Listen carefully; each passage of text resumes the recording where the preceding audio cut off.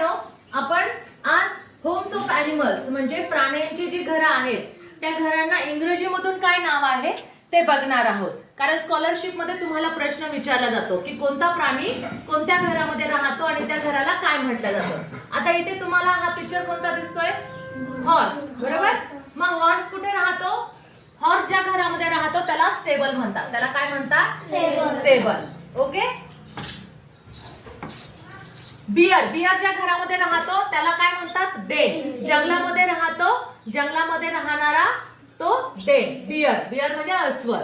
त्याच्यानंतर मधमाशी पोळं बनवती, मधाचं पोळं असतं, त्याला इंग्रजीमध्ये काय म्हणतात? हाईव्ह. काय म्हणतात? हाईव्ह. त्याच्यानंतर पक्षी, तुम्हाला माहिती आहे पक्षीचं काय असतं? घरटं असतं. त्या घरट्याला काय म्हणतात? नेस्ट. अगदी बरोबर, शाबास, नेस्ट. आणि कोंबडी ज्या घरामध्ये राहते त्याला मराठीत खुराडे म्हणतात आणि इंग्रजीमध्ये काय म्हणतात? कूप. व्हेरी गुड, शाबास. कुत्रा ज्या घरामध्ये राहतो त्याला काय म्हणतात? केनल. त्याला काय म्हणतात? केनल. आणि लायन ज्या घरामध्ये राहतो, लायन आणि अस्वल, डेन. काय म्हणतात? डेन म्हणजे गुहा. डेन म्हणजे गुहा. स्पायडर काय बनवतो? जाळं. स्पायडर काय बनवतो? जाळं. आणि त्या जाळ्याला इंग्रजीमध्ये काय म्हणतात? वेब. आणि टायगर ज्या ठिकाणी राहतो त्याला काय म्हणतात?